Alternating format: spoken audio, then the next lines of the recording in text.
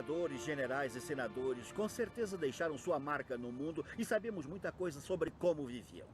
Mas e todos os outros romanos que não deixaram estátuas nem monumentos? E todos os milhões de anônimos que nunca chegaram aos livros de história? A maioria dos cidadãos romanos não vivia em vilas de mármore com pisos de mosaico e aquecimento central. Só que restaram apenas os prédios dos ricos. Como os romanos comuns viviam, em grande parte não ficou registrado. Eles fazem parte do que ainda não sabemos sobre Roma.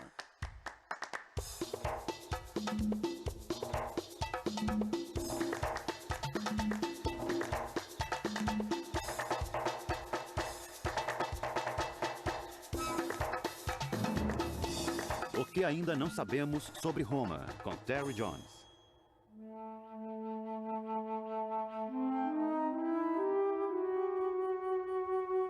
Permita-me apresentar um cidadão romano comum. Na verdade, não sabemos o nome dele, mas eu espero que ele não se importe se o chamarmos de Marcos, apenas um nome fictício. Marcos foi uma das milhares de pessoas que morreu em Pompeia, com a erupção do Vesúvio em 79 DC. Bom, vamos supor que ele tivesse uns 60 anos. O que ele teria visto na vida? Afinal, que tipo de vida Marcos teve? No tempo de Marcos, Pompeia era uma cidade de umas 20 mil pessoas.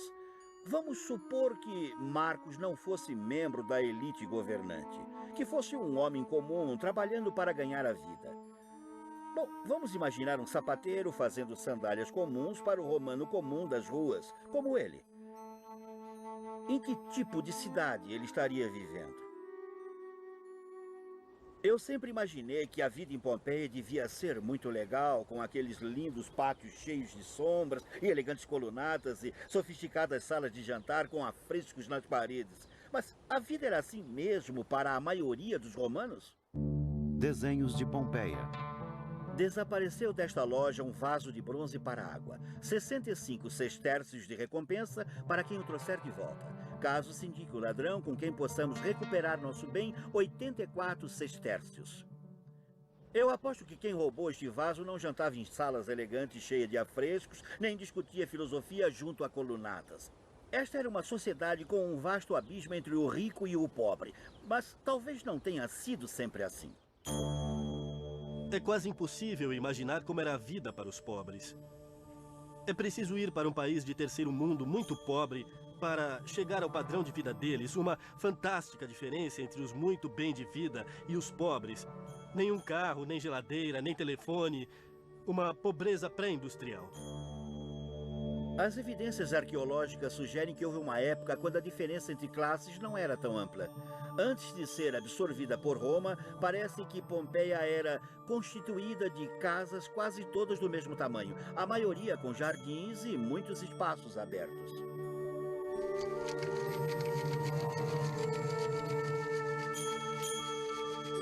Mas depois da integração romana, no primeiro século a.C., o caráter da sociedade pompeana parece ter mudado.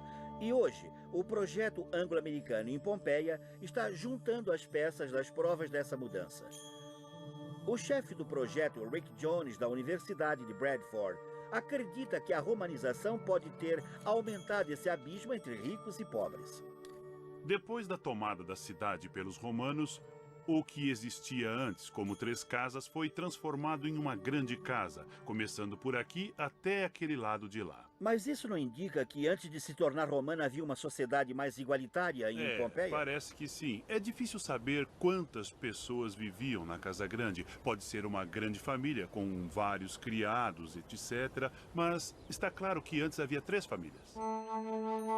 Marcos teria crescido numa sociedade que cada vez mais se polarizava. Ele veria algumas famílias enriquecendo, enquanto as famílias mais pobres perdiam sua condição de independência. Na área rural, as áreas dos camponeses eram compradas pelos ricos e os homens engolidos pelas cidades. O que estamos vendo é o desaparecimento completo de todas as pequenas fazendas e sua substituição pelas imensas vilas. Ora, isso na verdade traz junto o desaparecimento de muitas das pequenas aldeias, de modo que As pequenas aldeias dependiam de... Tinham feiras, era onde se votava. Tinham um papel na vida dos fazendeiros. Quando não se tem os pequenos fazendeiros e quando a terra de plantio fica sob a posse de senhores ausentes, grandes senadores romanos, a pequena aldeia deixava de fazer sentido.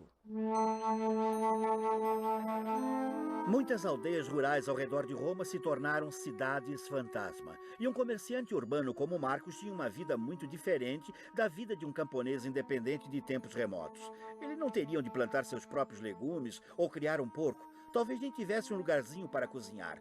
Dependeria de ganhar dinheiro para comprar comida. E nas ruas de Pompeia podemos ver como a vida de Marcos teria sido muito diferente da de seus antepassados.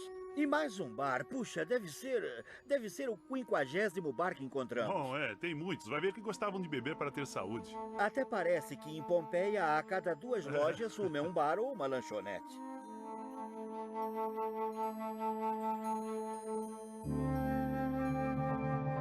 Os pobres das cidades se amontoavam em pequenos apartamentos, sem os meios ou tempo para cozinhar as próprias refeições. Em geral, contavam com fast foods e comidas prontas das lanchonetes.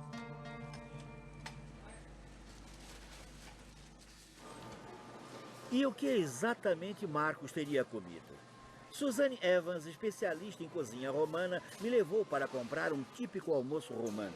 Acho que ele viveria principalmente de coisas como repolho. Repolho? Ah, repolho. Tem repolho.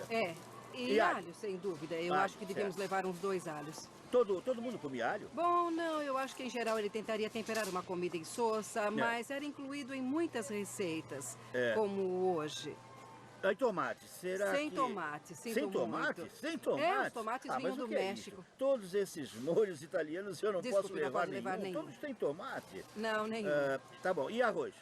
Pessoas muito ricas tinham arroz, um bom vínculo comercial com a Ásia. Mas não, nada de arroz para Marcos. O arroz seria então um luxo, um item de luxo. Sem dúvida nenhuma, um luxo. Só os romanos ricos, glutões, comiam isso.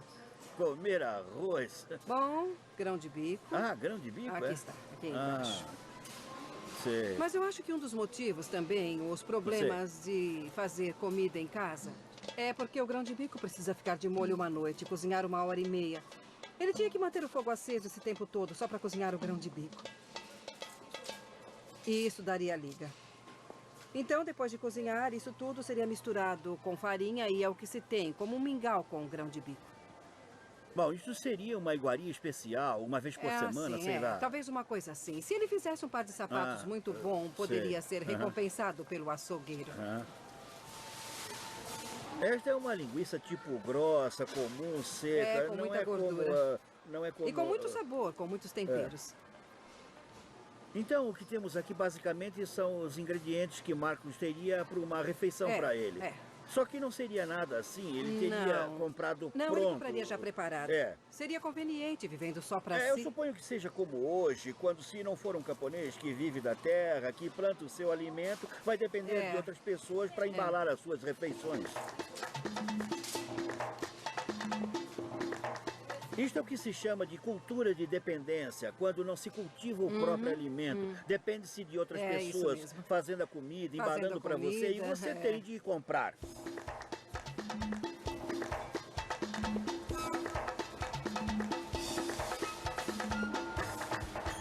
Vimos a diferença entre as compras modernas e o que um antigo romano da classe de Marcos faria. Parece meio triste, não é? Parece mesmo, não é? Eu tenho pena dele agora. Eu tenho certeza que quando cozinhar vai ficar uma delícia. Numa cozinha romana reconstruída, Suzanne reconstruiu o almoço de um trabalhador romano. Podíamos colocar um pouco de ervas picadas, um pouquinho de alecrim moído, talvez algumas folhas de sálvia. Assim ele vai ter um pouco de sabor. É um belo prato para viagem, então coloco as ervas. Vamos juntar algumas folhas de couve rasgadas também. Prontinho. Agora, depois que colocamos isso, na verdade é o tempo que a couve leva para cozinhar. E o que ele vai pagar a você por este prato? Bom, umas 2 solas novas num par de sapatos, talvez. É assim o trabalho que ele da fazia, manhã. então. Ele podia trabalhar por essa comida. Podia ser. É muito difícil estimar as taxas de câmbio. Sei. E como se chama esse prato? Poulsen. Poulsen. É, Terry, parece meio repulsivo, não é mesmo? Repulsivo. Tome seu pilão, Terry. Ah, isso é queijo temperado, não é? É, sim. É um sabor muito forte de alho. Alho. Você então, vai primeiro colocar alho, a cabeça não é? de alho todinha aí alho, dentro, hein? Inteiro. Todinho. Ah, tudinho, entendi. pouco Aí de sal. uma amassada, não é? É, aperte com bastante força contra as ranhuras do fundo. Ah, sei, tem ranhuras no fundo. Ah, entendi. É um trabalho duro. A aristocracia, ela usava alho. Um pouco na culinária para dar sabor aos molhos que acompanhavam alguns pratos de carne, é claro. Na verdade, eram os pobres que usavam o alho. E eram bem conhecidos por causa do hálito forte. Ah, entendi. Então, se exalasse cheiro de alho, seria de uma classe inferior, não é É o isso? que eu diria. Ah. Agora, E vamos agora? acrescentar... É um tipo de erva, na verdade, mas essa aqui é ligústica. Sei. Repetindo, isto seria o mesmo tipo de coisa que a aristocracia usaria ou eles teriam outros tipos de ervas? Eles teriam todo tipo de variedade, mas muito mais do que isso. Eles estavam sempre prontos para comprar temperos que eram trazidos de toda parte do Império Romano. Isso é ligústica e o que mais? Ligústica e esse aqui é arruda. sei. Um sabor de pimenta. Podia ser uma aí coisa arruda. crescendo na beira da É estrada, muito né? provável, muito provável. Sei. E com certeza junto à porta dos fundos da nossa lojinha aqui. Então já temos os nossos temperos da classe inferior amassados. Tem um cheiro ótimo, sente só. Deixa eu ver. Que Tem tal? mesmo. É Na verdade é ótimo, ótimo. Tem um cheiro muito bom mesmo. Prontinho. Não tem nada que seja ruim aqui. É verdade. Agora eu vou misturar essa picota bem misturadinha. Isso Tá bom? mesmo. Acho que é bastante? Ah, sim. Deixa eu provar. Que tal? Uma delícia. É. Um pouco picante. É, um bem sabor picante. O sabor é bem sabe? picante mesmo, com muito É alho. a ligústica que deixa Não, picante? não é a ligústica, não, é a arruda. Ah, é a arruda? É que dá Ah, esse sei. apimentado. É muito gostoso. É, realmente. Eu acho que ele comeria isso com pão, você não eu acha? tenho um pouco de pão aqui. Tem um pouco de pão aí? E este foi feito Foi feito hoje hein? cedo, não é? Não é pão romano. É uma verdadeira receita romana. Tem coisas como ver. mel, azeite, farinha moída na pedra e fermento, é claro. Bom, não é? Muito bom. Tá bom, então o que o Marcos tomaria comendo isto aqui? Bom, eu suponho que ele tomaria água mesmo, sabe? Ele teria água para beber com o café da manhã. Mas num dia especial, num feriado, no final de uma boa semana, Sei. ele poderia optar por Molson. Molson. Molson, né? É um tipo de vinho? É, esse é o equivalente moderno do Molson. Tá bem. Obrigado. Isso está diluído, não é? Isso seria como está agora, já diluído. Mas, em geral, quando é feito, seria ficou mais espesso. E bom. seria diluído com água, com mel, temperos. Pode imaginar isso aquecido, talvez? É aquecido, sabe? Seria muito bom. É bastante adocicado. Ah, sim, adocicado por causa seria do muito mel. alcoólico? É, bastante potente, sim. Então estavam sempre se embebedando, Na né? verdade, era muito rude fazer isso, se embebedar, maus modos. Os romanos não. Não tanto assim quanto as pessoas pensam, não. Imaginamos que ficavam todos deitados, se Não, eu embebedando. acho que não. É claro que acontecia, mas não sempre. Eu ouvi falar alguma coisa em algum lugar, alguém dizendo que muita gente comia de pé o tempo todo. Podia ser, sim, num bar, era possível, numa taverna, aí sim se comia. Mas, em geral, é sabido que os romanos ficavam deitados, os aristocratas deitavam para comer e os servos e escravos atendiam. Mas era um isso. sinal de quanto se estava bem de Exatamente vida. isso. Não apenas se podia sentar, mas Deitar podia se também, deitar. claro. Uma dieta para os ricos e famosos era uma experiência totalmente diferente. Bom, era assim que os nobres comiam, reclinados num triclínio. Salve. Claro, comer deitado era simplesmente um jeito de se exibir. Demonstrava não só que se tinha tempo para se regalar com longas refeições, mas que se podia ter muitos escravos. É bem esquisito se apoiar em um braço, só dava para usar uma mão, então não dava para usar faca. Tinha que ter alguém para picar a comida para você. Um buffet ao estilo pegar com os dedos era a regra no triclínio. E isso está bem longe de Marcos fazendo lanchinho rápido numa loja de rua. Este abismo entre ricos e pobres se ampliou com o desenvolvimento do Império. Uns poucos se tornaram muito ricos, enquanto a maioria afundava na pobreza. No entanto, havia uma coisa que todos os cidadãos romanos, fossem ricos ou pobres, podiam aproveitar quase que como iguais.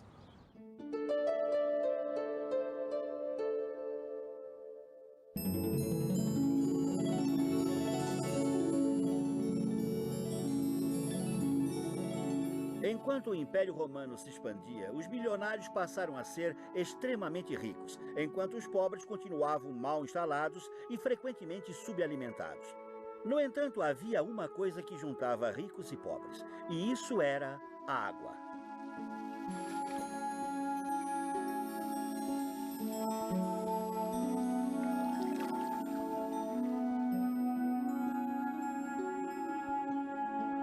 Os romanos eram loucos pelo negócio.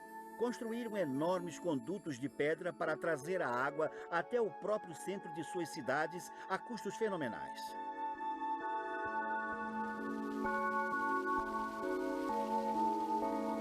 Mas valia a pena, porque para a maioria dos romanos os banhos eram o ponto alto do dia. E aqui, na cidade de Herculano, a erupção do Vesúvio preservou os banhos milagrosamente quase que em condições intactas. Marcos saiu do barco e chegou aqui primeiro. Ele chegou e achou esta enorme área aberta.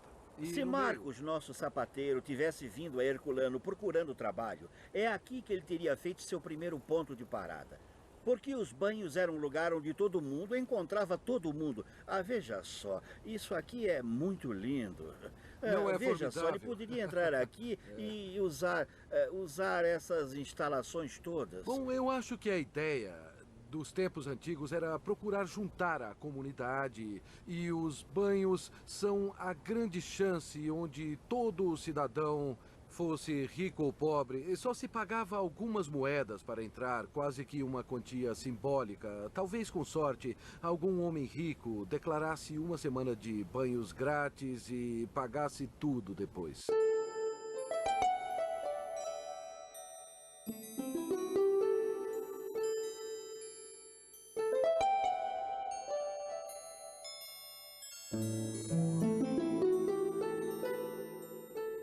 Marcos está nu nesse momento e está entrando aqui para cuidar de sem si dúvida. mesmo. E um jeito de saber qual é a condição social de Marcos é quando ele é bronzeado, porque os ricos têm tempo para se bronzear ao sol, para fazer exercícios, para se exercitar no ginásio. E o culto ao corpo maravilhoso está aí. E provavelmente o nosso Marcos vai ter um corpo mais branco e flácido. Ele é só um sapateiro. E ele está trabalhando o tempo todo. E assim ele era um dos vexames públicos. Não ter um corpo maravilhoso, treinado no ginásio, que mostra que você não chegou lá.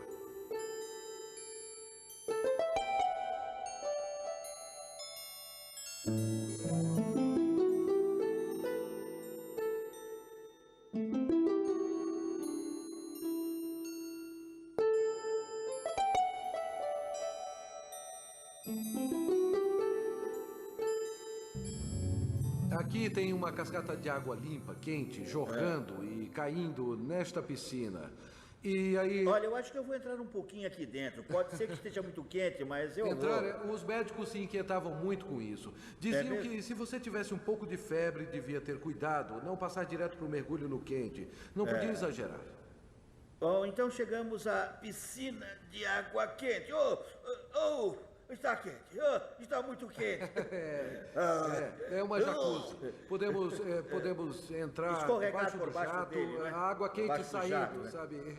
Estaria saindo bem daqui. Por quanto tempo poderiam ficar, hein? Olha, eu podia ficar uma meia hora aqui, sei. depois que se acostumasse, mas eu acho que tem uma fila de gente querendo entrar. Ele quer entrar? O nosso Marcos está querendo entrar. Tá bom, também. desculpe, Marcos. Vamos sair para você entrar.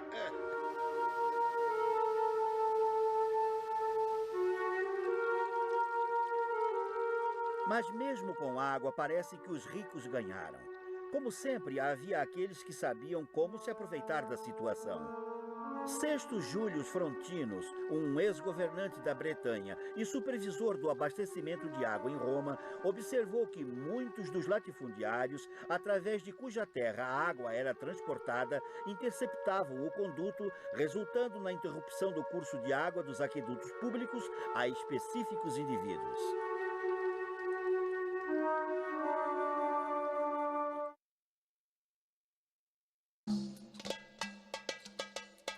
Os ricos e poderosos na antiga Roma gostavam de demonstrar a riqueza. E um pobre sapateiro como Marcos teria pouca dúvida sobre onde procurar trabalho. Onde quer que se encontrem ricos, também se encontram pobres, porque os ricos precisam dos pobres para cuidar deles, para serem seus escravos, seus servos, seus defensores, seus comerciantes. Uma coisa óbvia que os amigos fazem é visitar uma casa rica e bater a porta. E não precisa nem bater a porta, porque os ricos, por característica, mantinham as portas abertas. Então você pode ir entrando direto. E diz, chefe, então, com licença. Ele poderia vir até aqui e entrar sem nenhuma apresentação? Iria arriscar. E, com licença, chefe, não teria por acaso alguma coisa para um velho sapateiro?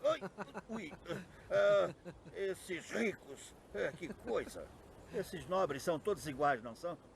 Bom, esta porta... O que tem? Ela leva direto à escada que tem vai uma escada para... subindo, e essa porta leva... É um corredor bem longo que vai para um tipo de pátio.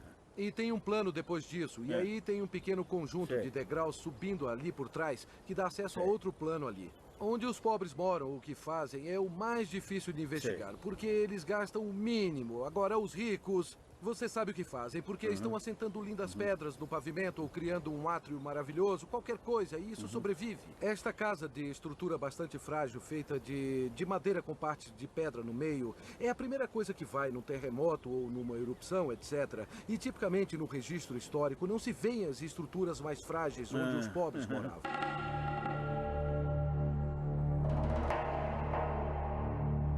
Estudiosos modernos analisaram os ossos e, osso após osso e cadáver após cadáver, constataram que sofriam de grave deficiência dietética. Os pobres nas cidades do Império Romano eram muito pobres mesmo. No início, antes de os romanos conquistarem, havia uma sociedade muito mais nivelada. O abismo entre os ricos e os pobres teria sido muito mais modesto. Mas, após a conquista romana, os ricos começaram a explorar. O império é um sistema de exploração. Em Herculano, esse abismo entre ricos e pobres a tornou exatamente o lugar onde um sapateiro como Marcos poderia procurar trabalho. E o bar local, no pub, a pubina. Bom, mas ele poderia ter eu primeiro... acho que seria um ótimo lugar para parar, porque você poderia perguntar para as pessoas. Com certeza haveria algumas pessoas parando por aqui no bar e poderia ele perguntar poderia por aí, tomar sabe? Uma bebida, alguma vaga para um sapateiro nessa região. Olha aquelas ânforas que eles guardavam nas prateleiras ali. Supostamente teriam diferentes marcas de vinho, cada um com um recipiente e ânfora de formato diferente. E depois bem em cima dá para ver um leito, o canto de uma cama. Porque lá estão as instalações da moradia em cima. Dá pra ver, lá está a cozinha. Está vendo aquele bloco no canto?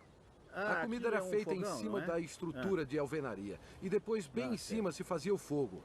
E ele punha um tripé sobre ele e punha um pote bem em cima. Mas seria carvão, para não ter muita fumaça, mas ele não tem uma chaminé lá em cima. Então, sem dúvida, a fumaça vai direto para a rua.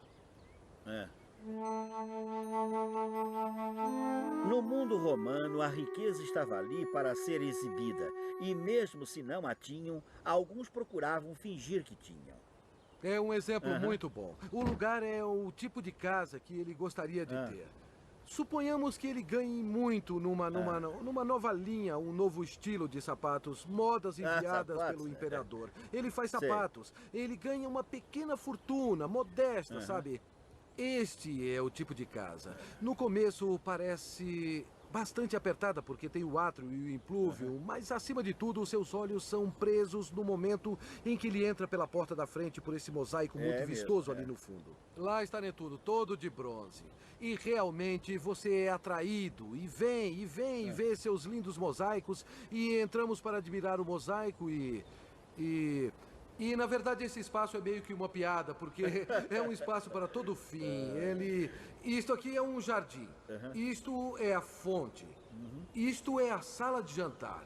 Isto é tudo. Isto é o orgulho e a alegria dele. Isto é o triclínio. A casa de Netuno é a prova viva de que a arte da ascensão social estava viva e saudável no antigo mundo romano. Também é um lembrete claro de que nas cidades provincianas, como Herculano e Pompeia, havia um grande abismo entre ricos e pobres. No entanto, ele era ainda bem maior na própria Roma.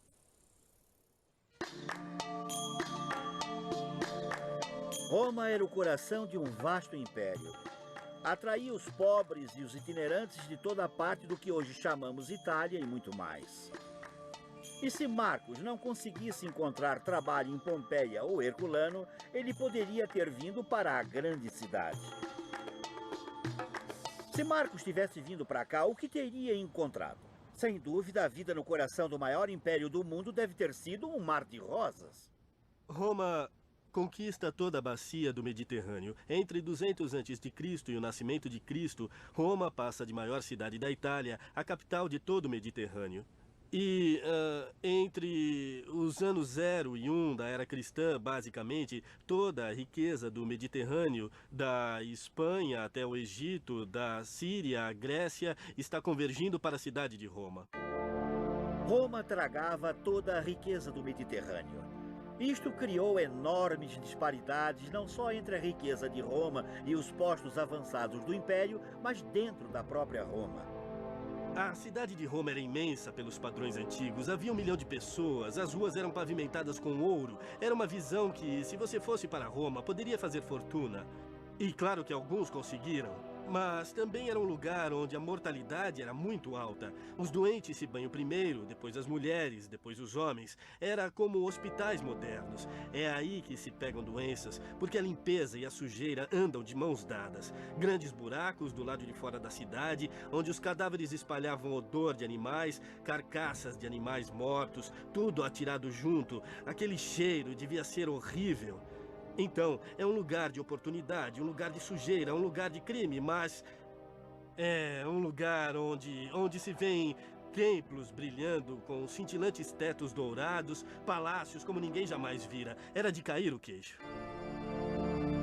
Nada do que Marcos tivesse visto em Pompeia poderia tê-lo preparado para a paisagem de Roma. Estas construções têm uma escala completamente diferente de qualquer coisa que ele jamais tenha encontrado. Exibem a riqueza e o poder dos homens que as construíram. O Senado controlava a vasta riqueza do Império Romano, não para o benefício de pessoas como Marcos, mas para eles mesmos. Agiam como mafiosos, apropriando-se de tudo em que conseguissem pôr as mãos.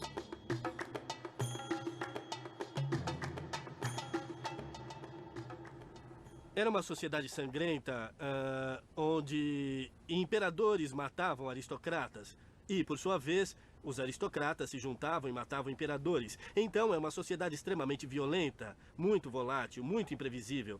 Mas nisso, o império é administrado por aristocratas que partem para governar a Bretanha e também a Germânia. A Roma que Marcos teria conhecido ainda pode ser encontrada nestas estreitas vielas entre oficinas e fabriquetas que existem ainda hoje, muitas como sempre existiram. Então, o que Marcos, o caipira do campo, teria pensado da vida na maior cidade do planeta? Uma das maiores diferenças que ele teria encontrado na vida em Pompeia teria sido onde morar. A maioria dos romanos morava em grandes blocos de apartamentos de 5 até 6 andares. E atrás de mim está o único bloco de apartamentos de 5 andares que ainda restou dos tempos antigos. Esta é uma verdadeira rua romana, num verdadeiro bloco de casas romanas. Quase não dá para passar, são mais rústicas que as de Herculano, não é? Mas numa escala completamente diferente. Mas se pensar em todas essas lojinhas e oficinas da Roma medieval, este é o equivalente antigo. Estamos entrando numa oficina você chega agora, da rua e vê esse espaço aqui. Tem um único cômodo aqui, onde eles podiam, fosse qual fosse o ramo, podiam trabalhar aqui, os clientes podiam vir da rua. E podiam morar, os alojamentos privados são então, lá em aqui cima. estão os artistas, o pessoal que trabalha na loja morava lá em cima? Resolvemos olhar mais de perto os alojamentos que Marcos teria encontrado para si acima da loja de sapateiro dele. Tem ainda mais para subir? Eu não aguento, hein? Claro, ele ainda vai continuar subindo por muito tempo. Só estamos no começo. Chegamos ao 4º andar. Olha, isso aqui está parecendo mais um corredor. Pensei que tinha sido inventado no século XVII. Né? Não. Os romanos já tinham isso. É um corredor que leva aos outros corredores. Também, agora nós entramos aqui. Nós temos que imaginar que há uma porta aqui. Uma porta de madeira. Isso aqui é o início de um apartamento. Mesmo. Então nós vamos bater. Nós entramos e este então é o corredor para uma unidade, um apartamento. E podemos ver aqui 1, 2, 3 passagens para entrar. Está vendo? Tem umas janelinhas acima delas. Ninguém está ali. Temos um aposento pequeno, estreito, mas com uma janela desse lado aqui. Tá bom, vamos dizer que Marcos ficasse com este quarto Isso, dos fundos. bom, nós lhe demos o pior quarto possível. Então, quando Marcos finalmente conseguisse um quarto, ele o teria mobiliado num estilo simples assim. Só que eu acho que ele não teria um sofá sofisticado como esse. É muito alta classe para o nosso Marcos. E ainda que haja evidência arqueológica de que os romanos tinham cadeiras de vime como essa, acho que nosso Marcos não poderia comprar uma delas. Nenhum aparador chique como os deuses acima, não é? E com certeza não teria uma cadeira chique para sentar. Um balde, um banquinho e um colchão, acho que é tudo o que teria. Muitos dos prédios de apartamentos da Roma antiga também estavam despencando na época. O famoso político e orador Cícero era proprietário e ele reclamava: 2 dos meus prédios estão caindo e os demais têm grandes fendas. Não só os inquilinos, até os ratos já se mudaram. Claro, Roma era orgulhosa demais para permitir que esse tipo de coisa acontecesse aos prédios públicos, mas havia uma coisa da qual tinha ainda mais orgulho: comparar-se às ociosas pirâmides ou às famosas e inúteis obras dos gregos com essas estruturas indispensáveis. Os romanos eram muito zelosos da higiene, o que já era bastante ruim numa cidade como Pompeia, com 20 mil cidadãos. E a própria Roma, com seu 1 milhão de habitantes, tinha de descobrir uma outra solução. E aquela que surgiu foi uma muito moderna. Criaram uma rede subterrânea de esgotos e esta é a saída principal para o rio Tíber, que funciona até hoje. Já se sabe que 1 milhão de pessoas produzem 70 mil quilos de fezes por dia. Isso é mais ou menos o meu peso em sólidos a cada 2 minutos. Por isso, alguns dos esgotos eram bastante grandes para se passar com uma carroça. Até as pequenas cidades consideravam a higiene um elemento chave para o bem-estar. Aqui em Pompeia parece haver muitas evidências de privadas internas. Há montes de tubos descendentes como este que dão numa fossa ou num esgoto e que estariam ligados a uma privada num andar superior por ali.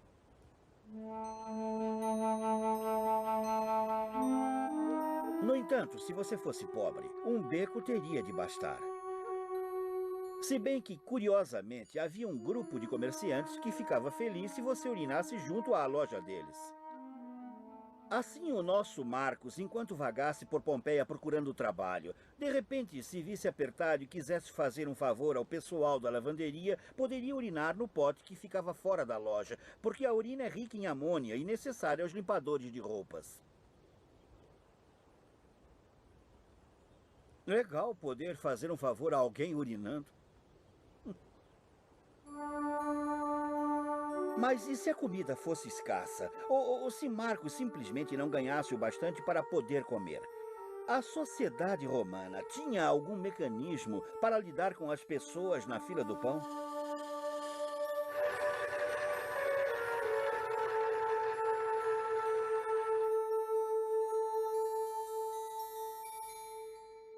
A sociedade pagã, de modo geral, não é uma sociedade assistencial, não é uma sociedade em prol de mendigos.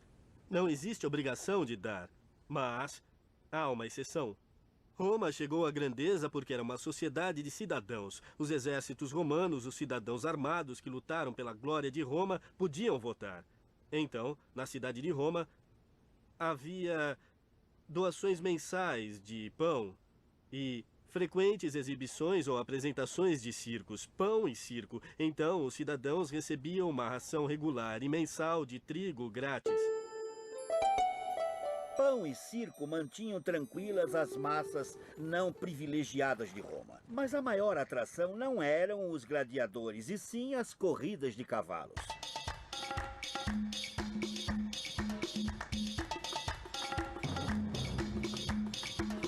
Eram 4 times: vermelho, branco, azul e verde. Os fãs se vestiam com as cores de seus times. Sentavam-se juntos, cantavam em uníssono, entoavam melodias dos times juntos e provocavam tumultos juntos. Havia muita aposta e, em tempos mais recentes, os fãs exibiam chocantes cortes de cabelo. E, é claro, era um tremendo lugar para a paquera. O poeta romano Ovídio, em seu famoso livro A Arte do Amor, escreveu: não despreze as corridas de cavalos se procura um lugar para encontrar sua namorada. Um circo lotado com muitas pessoas oferece muitas vantagens. Sente-se bem ao lado de uma garota e aperte-se contra ela o mais junto possível. Assegure-se de perguntar com o maior interesse que cavalos estão correndo e aí imediatamente torça pelo mesmo que ela estiver torcendo.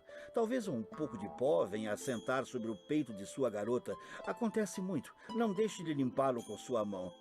Se a saia dela se arrastar muito pelo chão, levante a parte suja do pó. E quando receber uma recompensa por sua preocupação, olhe para as pernas dela, ela não se importará. O circo oferece oportunidades para se começar um caso de amor. Marcos pode ter sido um pobre sapateiro, mas não foi o motivo para que não se casasse. Assim vamos lhe dar uma esposa, Judite. Que tipo de relacionamento poderia esperar o casal romano médio? É muito difícil para nós sabermos sobre a vida das pessoas simples de Roma. Toda a literatura é literatura das classes superiores, não é bem verdade. Há alguns memoriais simples das classes inferiores expressando afeição, maridos para esposas e vice-versa, mas na morte. Então, talvez seja a afeição após a morte e não durante a vida. Mas, pelo que podemos dizer, as mulheres romanas podiam esperar uma razoável independência, no sentido de possuir propriedades, poder escolher os maridos, poder se divorciar dos maridos simplesmente se desejassem.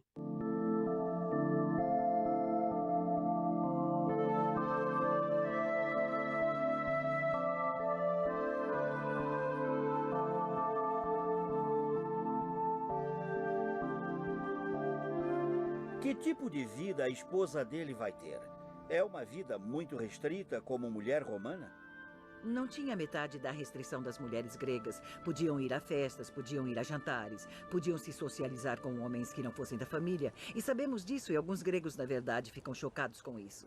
E ela provavelmente participaria dos negócios. Se ele fosse padeiro, ela estaria pelo menos tomando parte nisso, de modo que é óbvio, nas classes fora da elite, há mulheres fazendo compras, trabalhando, podiam ir aos banhos.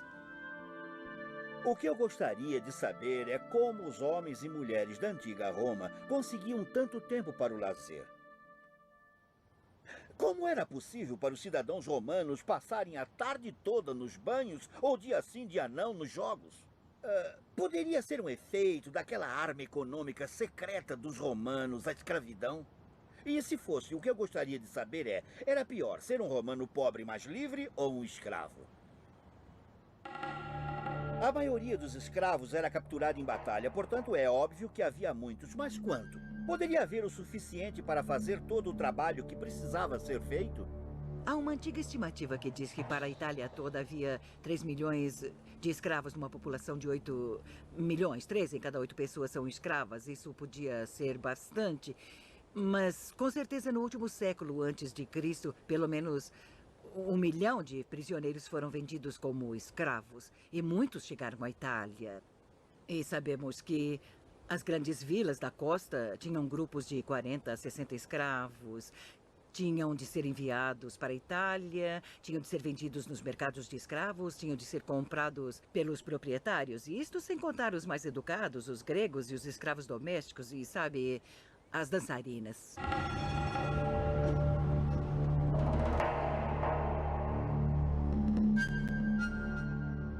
Como os escravos e proprietários se relacionavam? E quem podia ter escravos? Por exemplo, Marcos, um sapateiro, podia ter um escravo?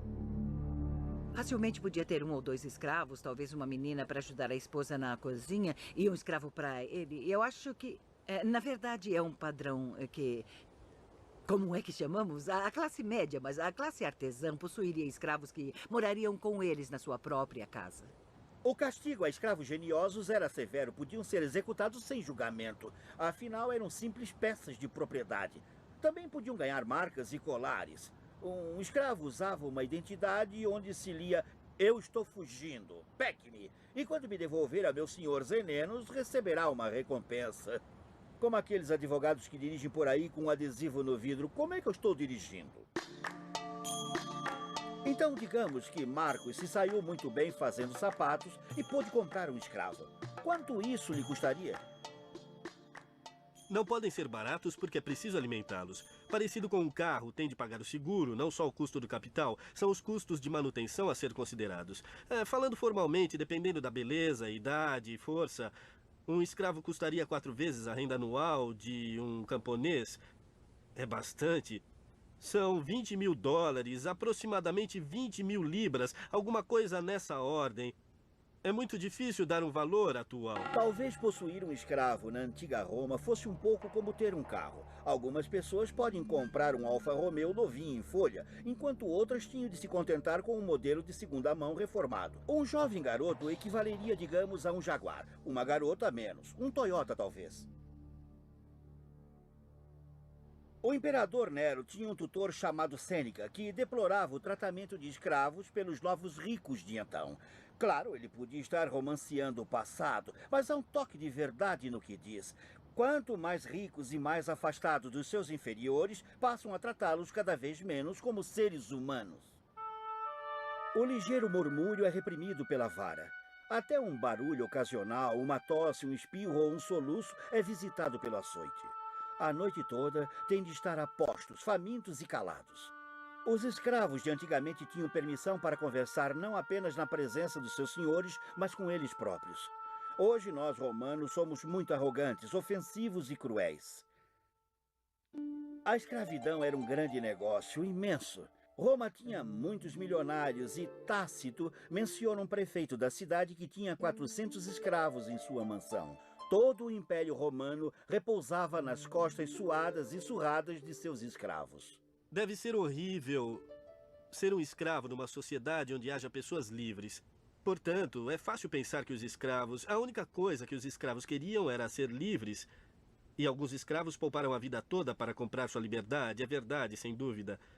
E os escravos viviam sempre sob a ameaça de serem açoitados, ou crucificados, mortos. Isso deve ter sido horrível.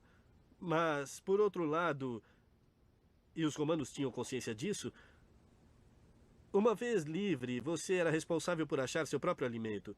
Assim os escravos eram tratados. Tinha alguém que cuidava deles e uma pessoa livre não tinha. As pessoas livres estavam por sua conta.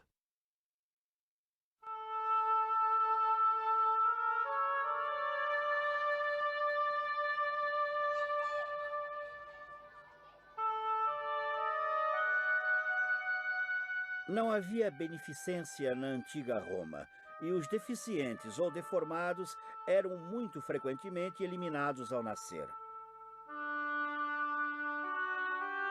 Observo que não há orfanatos na antiga Roma.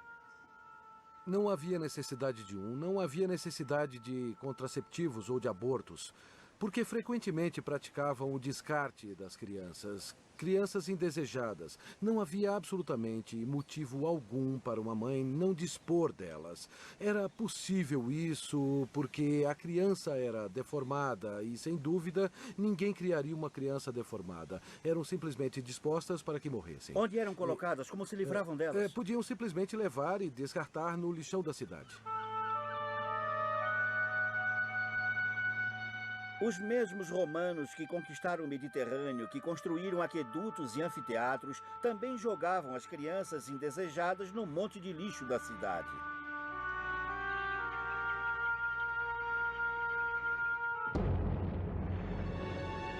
Mas fosse qual fosse a vida para os romanos comuns, para aqueles que viveram perto da Baía de Nápoles em 79 da era cristã, tudo chegou a um fim abrupto e terrível. Em 24 de agosto, o vulcão Vesúvio entrou em erupção. Para os cidadãos de Pompeia e Herculano, o tempo simplesmente parou. Parou para ricos e pobres igualmente. O cozinheiro na lanchonete, a prostituta no bar, os comerciantes de escravos no fórum, os desportistas em suas apostas. Também parou para Marcos, sua esposa e família. Por trás da gloriosa história do Império Romano, uma história de campanhas militares e triunfos imperiais, jaz uma outra história, aquela que realmente moldou as vidas de gente como Marcos. É a história de Roma, conduzida como um negócio mafioso de senadores valendo 30 milhões de dólares que apoiavam um sistema que deixava os pobres irem para a guerra enquanto estimulavam o livre comércio e impostos baixos para os negociantes.